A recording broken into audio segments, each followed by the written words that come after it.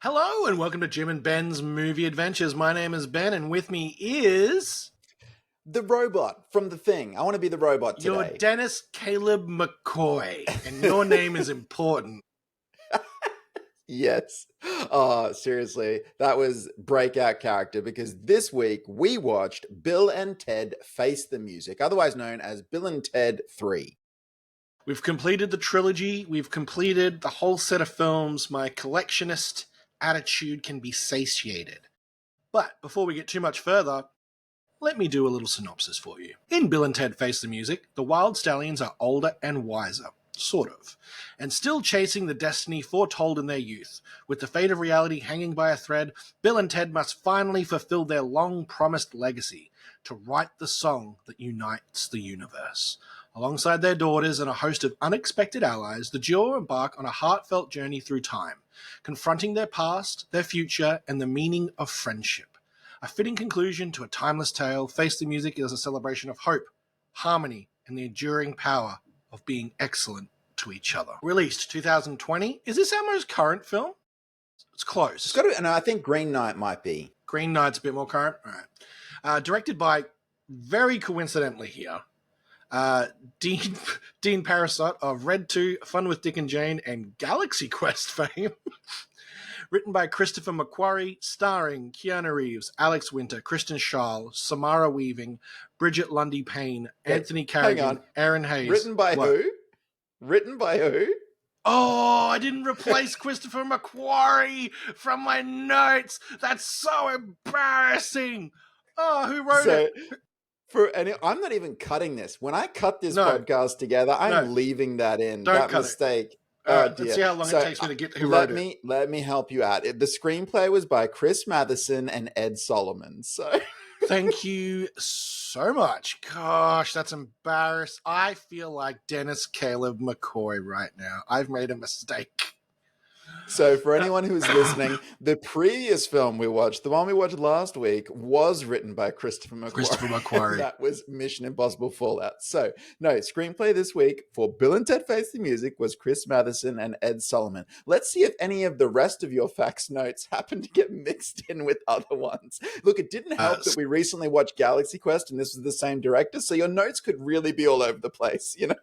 All right, starring Tom Cruise, Keanu Reeves, Alex Winter, Kirsten Schaal, Samara Weaving, Bridget Lundy Pine, Anthony Carrigan, Aaron Hayes, Jamar Mays, Holland Taylor, Kid Cudi, William Sadler, and Gillian Bell.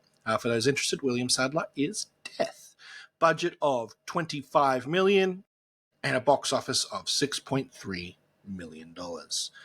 Ooh, that was a journey, just like this movie is a journey.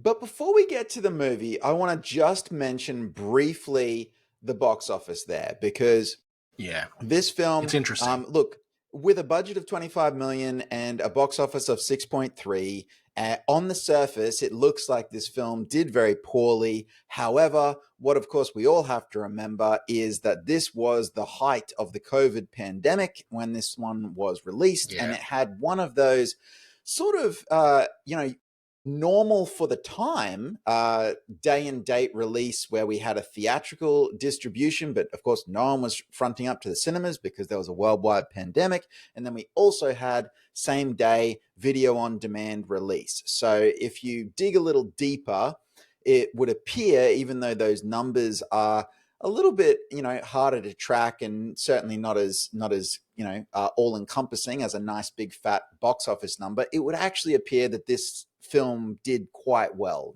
so it's not that it was received poorly, and it's certainly not that it performed poorly. It just performed in the way that a good film could perform in that time of COVID. I'm pretty confident, if it was released in cinemas, it definitely makes its money and a little bit more, in my opinion. Yeah, especially nostalgia, the way they executed it, and the marketing was really cool on this as well. So, box office aside, how did you feel about the closing kind of chapter of Bill and Ted? Yeah, I've been reflecting on this a lot. Look, I really liked this movie. And I kept kind of going to myself, did I like it even more maybe than the first two? And then I just went, that's impossible. It's impossible to quantify. Those first Yeah. two are special because they're odd and of that time and all of that sort of thing. And so what I've landed on is not this idea of, comparing it to the first one and saying, is it better or is it worse or anything, but rather it's sort of saying, if you're going to make a Bill and Ted film in 2020, this is definitely the one I want them to make. I was very satisfied with the movie as a whole, and I really felt it was a fitting end. Well, I don't even want to say end. We tend to think that a trilogy means it's the end, but of course that is not the case, time and time again. But it's definitely a fitting installment for Bill and Ted, and a welcome return for this duo. I thought it was a great time. I thought what it really did well was I didn't feel hammered by the callback tropes of the previous movies. Yeah, Missy was in the start of it as somebody, as Ted's brother's new wife. Um, and yeah, Ted's dad was a bit of a jerk. But what we got a lot more of, and what I think was very clever, was the journey of Bill and Ted's daughters, Mm. who were played by Samara Weaving and Bridget Lundy Pine. Um, it it meant that we didn't have to stick around too long with the characters of Bill and Ted again, because really there's only so much they can do, and they kind of did it in two movies. And I thought it was kind of clever, and it was heartwarming. It gave me the fuzzies. It made me laugh out loud. We've mentioned the character a couple of times, but the robot in this movie, Dennis Caleb McCoy, starts off as a very bland kind of murder machine, and each time he fails becomes a bit more human and a bit more neurotic, until the point where he's almost like rebooted and discovering himself, and he's just like this really awkward dude who's just like, hey man, I need to tell you my name. It's Dennis Caleb McCoy, and I'm sorry for lasering you guys. Like, it's just this kind of like really human awkwardness. Honestly, like at that moment, which is really the moment where you'd seen just tiny glimpses that maybe there's a bit more going on with the murder bot, with the robot, but at the Yeah. moment when he lasers the group of them, and then it Oh. hangs on his reaction afterwards, and he's literally just like, oh, like I actually rewound that. I actually went back and I watched that again because I was almost on the floor laughing because I was so there for that moment of comedy. Like, and it was so unexpected that, functionally the Terminator then Yeah. decides that he regrets that he's just murdered all these people, Like 15 So, people in one hit. yeah. And as soon as then, the robot ends up in the journey to the afterlife with them, you're like, okay, they know they got The, something here with this robot. the best bit is they land and the robot lands is like, wait, how's a robot go to hell?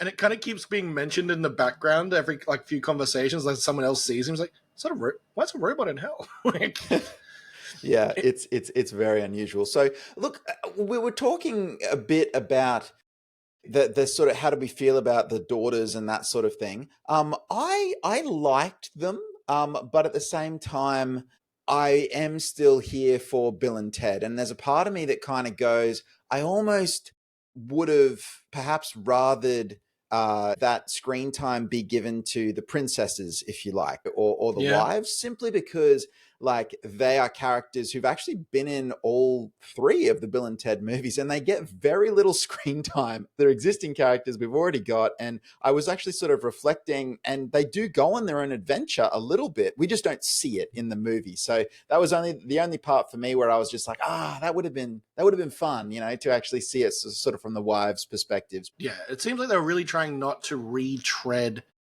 Bill and Ted's things previously to a certain extent. Like Bill and Ted's journey was very much about confronting who they were and their failures. Like, and each time they'd go forward in time to see their future selves to get the song, it would just get worse and worse and worse. Like, just Ted's an alcoholic, and not admitting it at the start, and all this sort of stuff. And it's this really kind of weird journey, because their journey really isn't about saving the universe. Their journey is about saving their marriage with a hint of saving the universe tied in that. And the daughters are really about kind of saving the universe, whether they realize it or not. They're just trying to be helpful. It's also sort of they're really on the trajectory of Bill and Ted, back from even Excellent Adventure, of sort of finding their way in the world, because the daughters are now the slackers, if you like, Yeah. or the what the world perceives as slackers. So it's their journey becomes about kind of proving their worth and finding their place, which again is fine. They did walk the line, is what I'm sort of trying to say there, of not giving us too little of Bill and Ted so that we felt cheated, but while also giving us something fresh and something sort of different. So that there. And the other thing is, like, there's some stuff that we expect in a Bill and Ted movie and stuff that I just wanted to see, and they used the daughters to do that in a bit of a fresh way, going back and grabbing historical figures, mashing them together, bringing them all. This is stuff that we go, yeah, that's classic Bill and Ted. I want to see that. But you're right, I don't need to see Bill and Ted do that again. I've seen it twice. So what I kind of really, and it's present in the previous two movies, but this kind of really hammers it home just because of the age of the characters.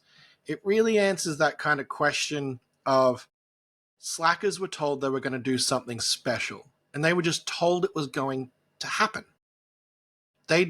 And slackers and people who go with the flow, even if we want to be a bit nicer, are never going to kind of amp themselves up to do it until pushed right at the end to do it.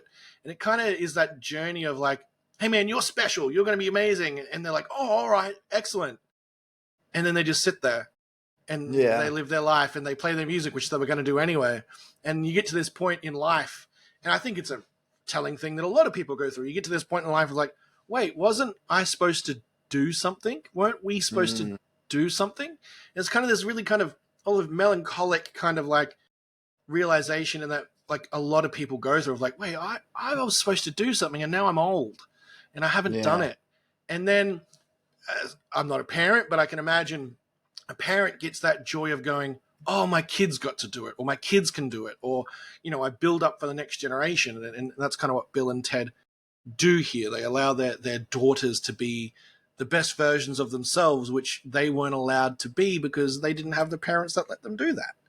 And I thought that was really kind of nice. We talked about gathering the groups, and the group this time, there were a couple that made me laugh quite a lot. I really liked Beethoven.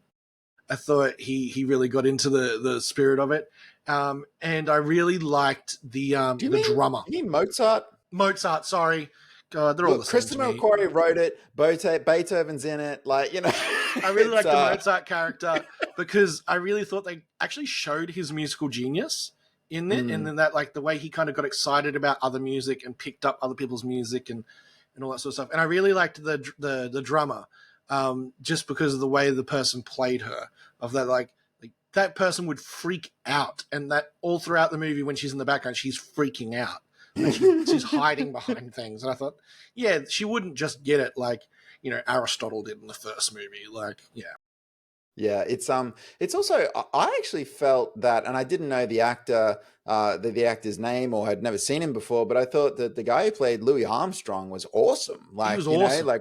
Like I was like, that's pure character acting. Well done. Like, that's looking really, really cool. Like, so I did find one thing that's interesting is they obviously reframe the prophecy, if you like, Yes. and I'm sure that you had the same thing as me, which is when the great leader at the start of the film basically delivers the lines about the slightly reframed prophecy.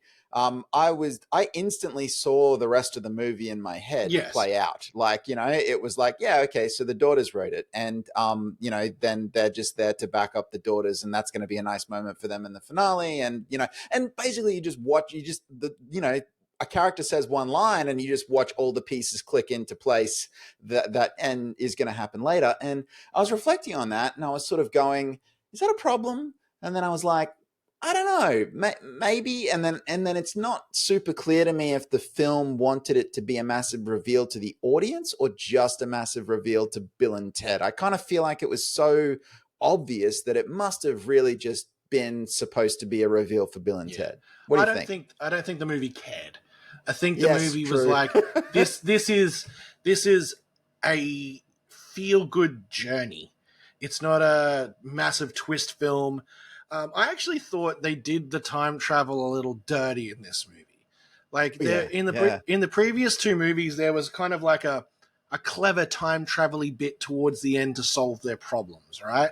We didn't really get that in this movie, and we kind of got they tried to get a bit metaphysical and highbrow with it, with characters talking about time travel and kind of making time travel paradox and trope jokes.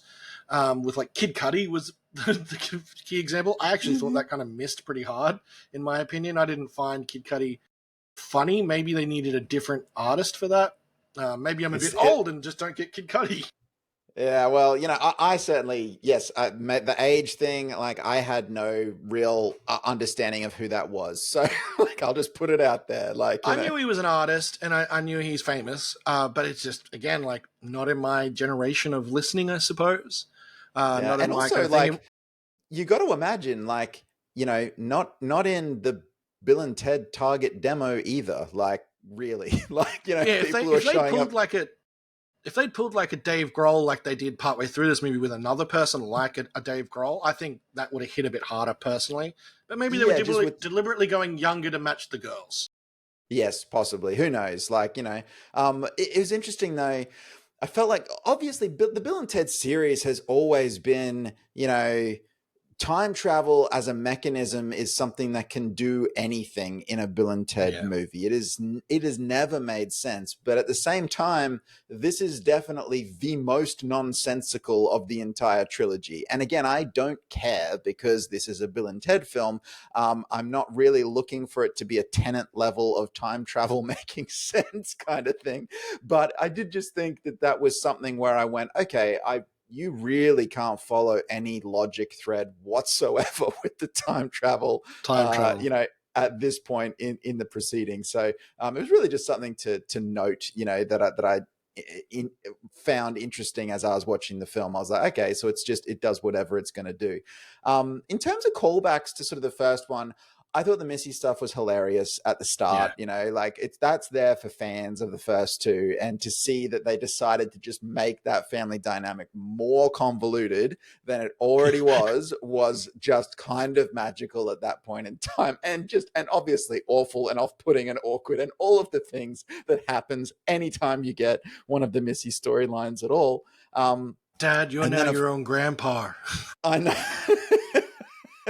And the dad is obviously just in total like, what has my life Yeah. become, like, kind of thing. So and then of course the return of death, which Yeah. was huge in the movie. Massive character from Bogus Journey, and to have William Sadler back, and again, as soon as he's back on screen, that energy works and the lines work. And even just the fact that he's coaching the robot Dennis and saying you can't just be in the band, like, like it's like saying you have Tambourine's to pretty earn hard.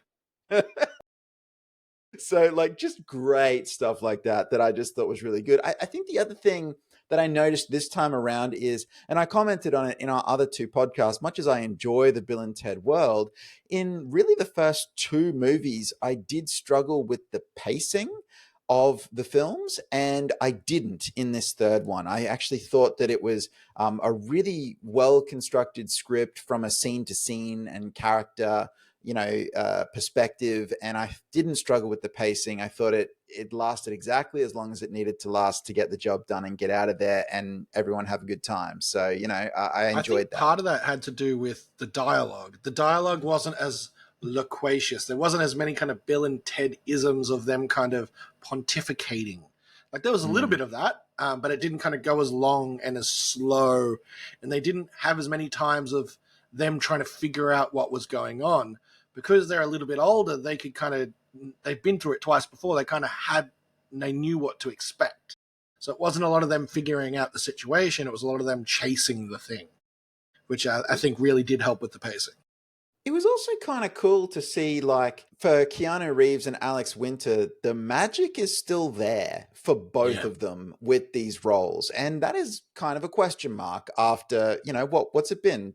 30 years, 20 years since Yeah. we had Bill and Ted. Like, it's a very long time since they've been playing these roles. And both of them, I thought, were just excellent in these roles. And particularly, like, I haven't seen Alex Winter on screen since Boga's Journey, so I'm sure he's been doing things, and I understand he's had a lot of success in various fields, but I haven't personally seen him on screen since that time. So it was actually really nice to actually see him back on screen, and playing this role and having a good time and doing a fantastic job. And obviously, I know, why wouldn't he? It's just that I Yeah. haven't seen him, so it's like checking in with a friend, who you haven't seen for a very long time, and going, "Hey, it's the same old so and so. Isn't it great to see him again?" Like, it was a I nice time. actually thought Alex Winter definitely sat back into the role what seemed more comfortably than Keanu Reeves did. And like Keanu Reeves, at the start, at least in my head, felt a little bit more awkward. And it's probably just because I've seen so much more of this age Keanu Reeves doing the movies he does. And it's just kind of like that kind of it was almost a little bit sped up in this movie compared to his last 10 years of roles in like as far as like energy on screen. Yeah, and yeah, it was a maybe a little bit jarring, but in within 10 minutes I forgot completely about it, and I was just enjoying their interactions between each other. Like the therapy scene, man. Like yeah, the therapy scene was perfect Bill and Ted. Like perfect. Just that kind of they don't get it, and they don't get it. It's not like they're not getting it maliciously. It's how they're programmed as human beings yeah. of like, well, no, it's Bill and Ted and the princesses. Like, of course we love them. Yeah. We love them. You got it completely wrong, Ted. You're an idiot. We love you so much, Bill. Like, just that round circle of logic that they couldn't break was peak Bill and Tedism in my brain. Yeah, absolutely. So so look, I had a really good time with it. I did. It was almost hard to watch the. I don't know if you want to say. I know we've already seen Evil Bill and Ted, but I almost found it harder to watch the jaded and awful future The Bill and Ted broken Bill and versions. Ted's. The broken Bill and Ted's. I was like, I don't want to see that. I don't want to see them broken and awful to each other, and like, it was actually hard to take. I really enjoyed the first one where they ran. Like it was just Yes, like they yes, said, like, "Oh, we're gonna go," because it's like we forgot this happened. And then I yeah, really liked Prison Bill and Ted. yes, I that's true. thought I Yeah, thought the fake out British Bill and Ted went a little long as a bit, yeah, but it was it was fun because it was another way of just getting more Bill and Ted, I suppose. Like Bill yeah. and Ted as if it went wrong, and Bill and Ted as if it kind of didn't work out. And I liked that. It wasn't Robot Bill and Ted. It wasn't like other things. So I was disappointed. Were there any characters you were disappointed didn't come back? Um, no, I really wanted Death, and I wasn't familiar enough with the marketing to know if Death was in it or not. So I I got didn't a know real either. kick.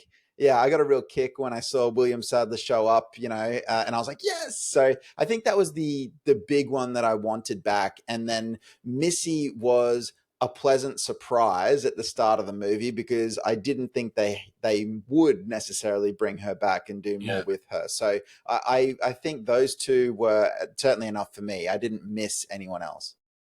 A bit bummed Station wasn't there, at least as like a cameo.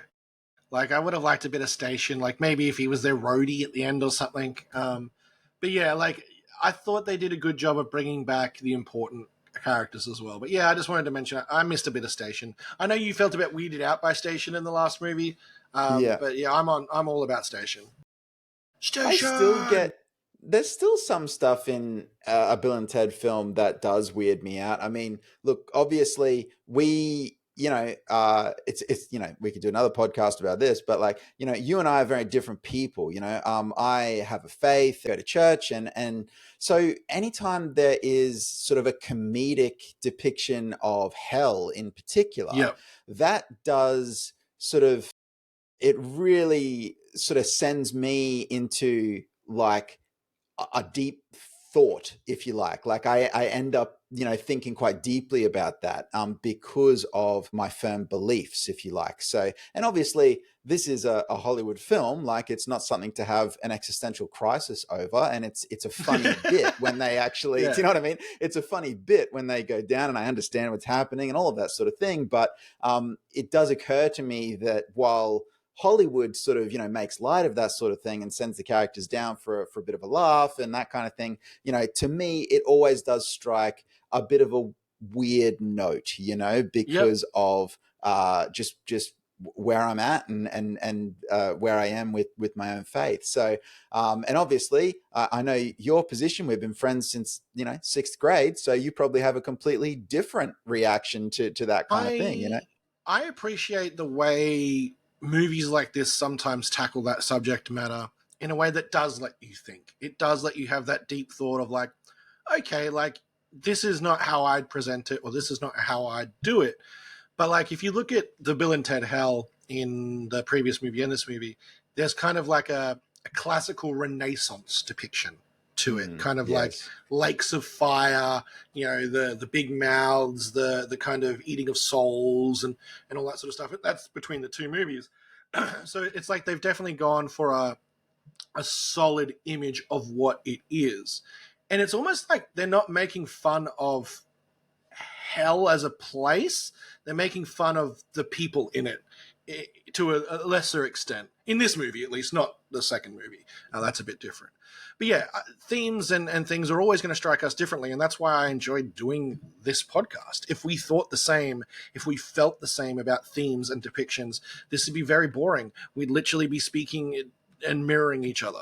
Yeah, it always causes me to think, and it causes me to sort of, because obviously for me, it's like, that is the sort of thing that I take very seriously, Yeah. in my life. So anytime a film like a comedy, does a depiction of hell, it's obviously never going to be, I guess, hard enough, if you like. And at the same time, I'm like, I don't want to see it as hard as No. I would imagine it presented ever, because that's not what I'm about. Anyway, that's a little tangent for me, but I just thought, what, those sequences, they strike me in a different way because of that context, so which is worth noting. The last thing I wanted to bring up about this film is something I think they did that was kind of clever. The music. There was obviously recognizable music throughout the film, but the final big song wasn't a song. It wasn't something we knew. It wasn't something that sounded whatever, but it did sound familiar and it did sound big and it did sound kind of really joyous and fun.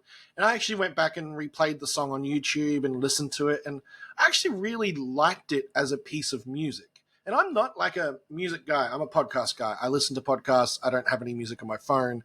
I don't go see concerts or bands or anything like that. It's just not how I'm wired.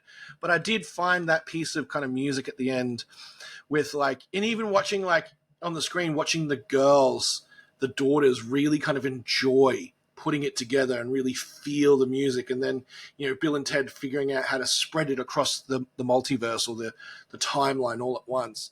I thought it was a nice piece of music, is this all I wanted to say. Like, it wasn't God gave rock and roll to you. It wasn't, a lyric piece of music. It was just music.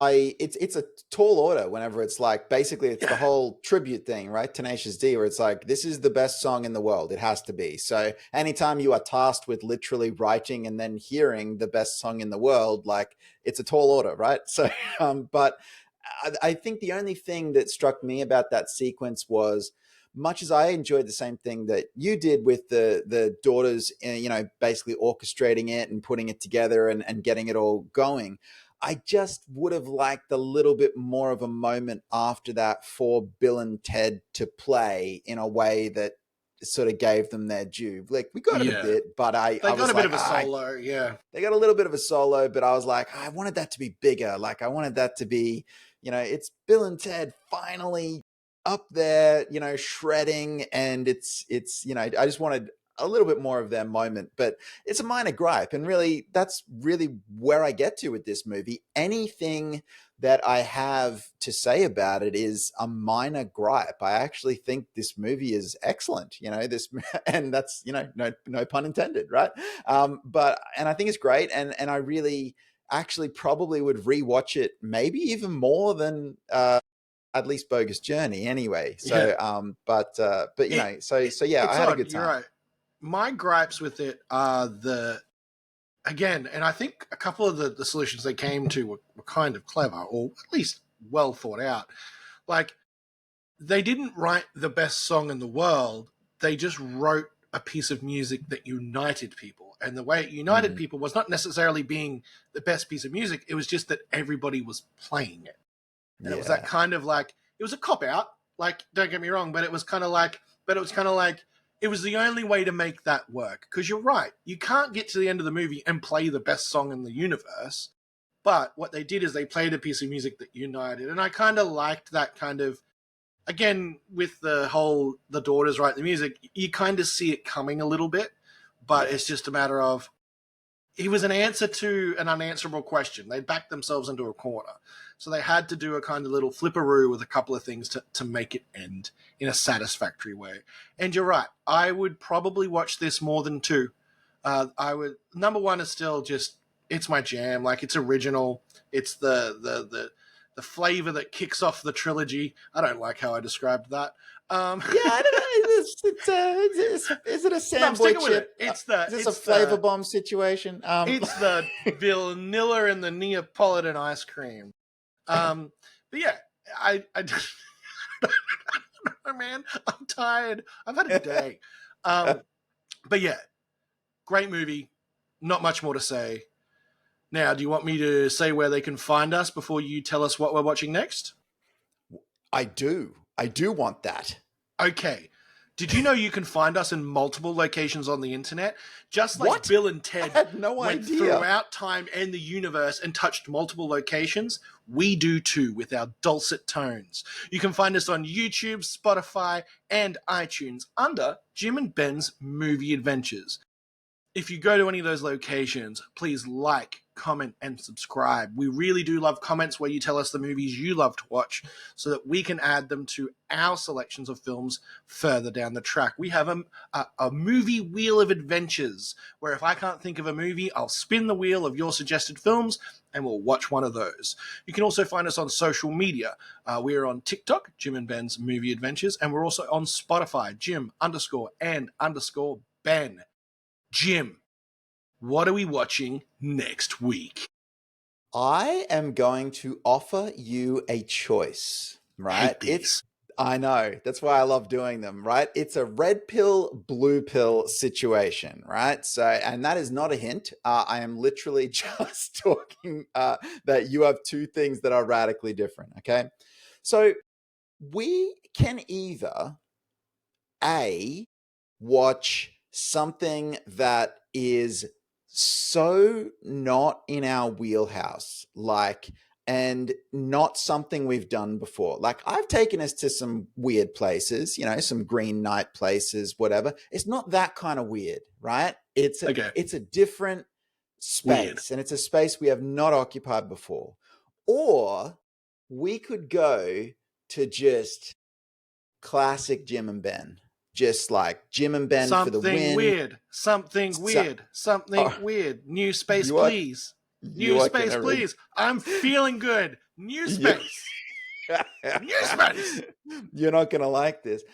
So you chose not our usual wheelhouse, instead something weird in a space we have not occupied before.